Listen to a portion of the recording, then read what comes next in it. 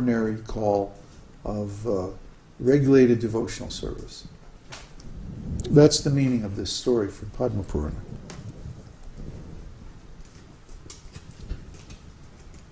What time is it? 8:30. Are there any questions? Any discussion on these points?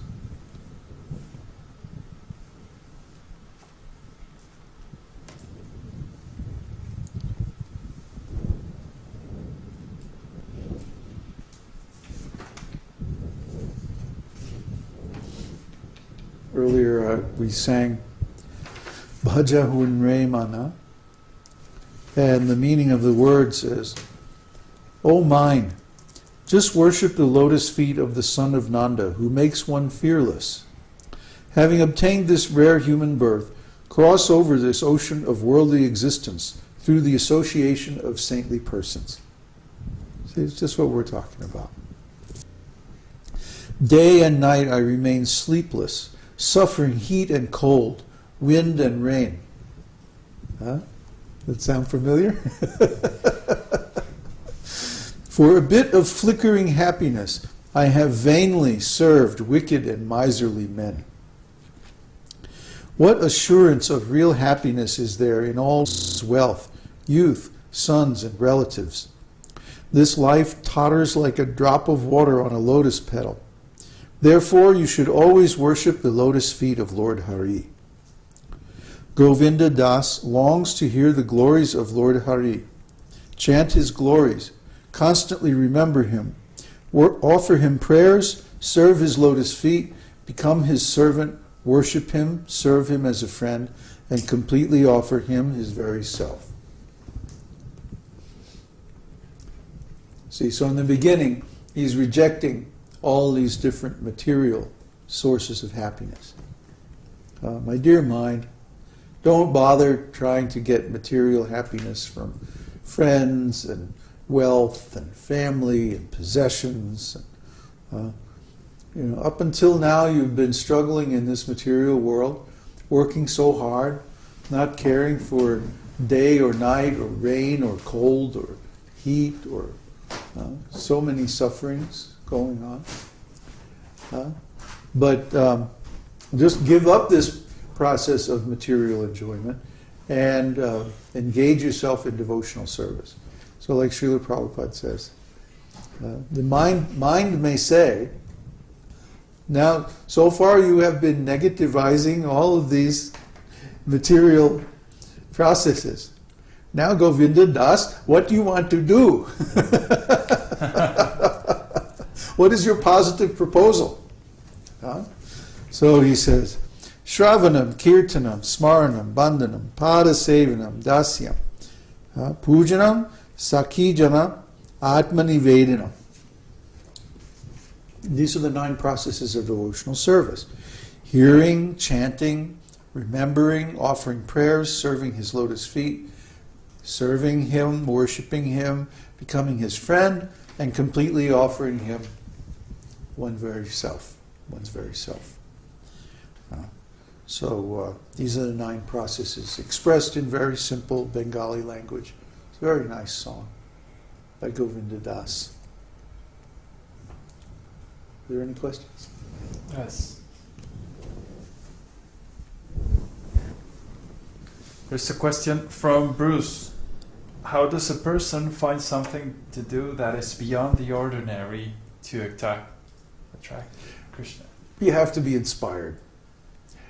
Actually, when this happens, like it happened to me, for example, Krishna put me in that situation. Krishna created this situation where the ordinary path of devotional service became impossible. I had no association. All of the groups of devotees and so on that I could find were completely corrupt. They were all contaminated by politics and illegal businesses and all kinds of nonsense. I couldn't find any devotees who were like me, inclined in the same way to devotional service, but who were more advanced. I could find plenty who were less advanced, but I couldn't find any who were more advanced. So, and also the whole society, the whole global network of disciples of Śrīla Prabhupāda had become infected with various misunderstandings and deviations due to bad association within ISKCON. And so there was no question of even starting an alternate devotional society because the same problems would have come up. See? And I didn't have the standing, I didn't have the authority to correct them. So really, it came down after a long process, 25 years after Śrīla Prabhupada disappeared. I was trying to follow this normal process of devotional service. And finally came down to where this is not going to work. This is not happening. I had no other choice but to completely just take total shelter of the holy name and beg for Krishna's special mercy. That was Krishna and Prabhupada's special mercy. That was the only possibility left open. Because the normal regulative cultivation of devotional service was not available.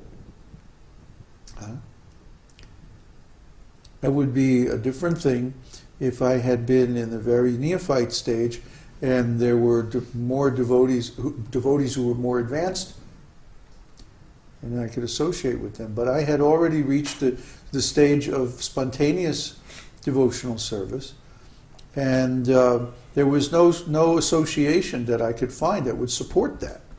So I was forced to remain alone. Otherwise, there would have been so many offenses, and it would have been a big mess. So Krishna created this situation where I was more or less forced to find another way. Actually, I think a lot of people are going to be in that situation soon. Today we were going over some of the predictions of things that are coming in the near future. And they're so extreme. I've been saying this for years, and nobody really takes me seriously. But you'll see by the end of this year how far out it's going to get. And then it's going to get even more far out. By this time next year, you won't recognize this planet.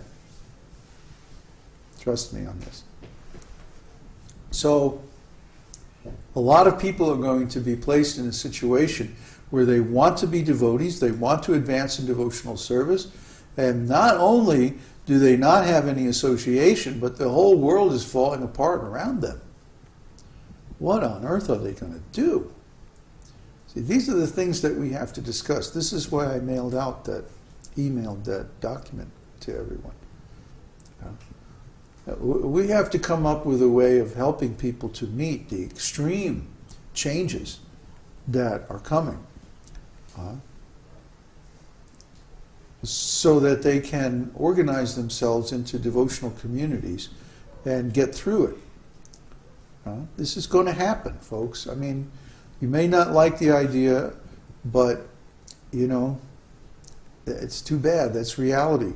The reality is we are changing from one section of Kali Yuga to the next section of Kali Yuga. And there's always a pralaya, or a devastation. And then after that, things will settle down, like by 2013 or 2014, things will start to settle down into a new groove. And the people who make it through until that time will be, in pretty good shape. But it's getting from here to there is the trick. The next 5 years are going to be nuts. I'm sorry. But, you heard it here first. You're going to be totally off the wall, scratch your head until it bleeds, nuts. So, I'm not trying to scare you, I'm trying to prepare you, so that you're not caught off guard. And so we have to come up with some kind of a program, some kind of realistic program, you know? Like our idea of creating a little farm down here in Chile is very nice, provided that the climate doesn't change too much and so many other things remain stable. But from what we can see, nothing's going to be stable. The weather's going to be changing, the wind's going to be changing, the sun's going to be changing, there's going to be some weird energies from outer space mixing everything up when the Earth crosses the galactic equator in 2012, and it's just going to be a mess. You know, so where do we go and start our nice little farm community?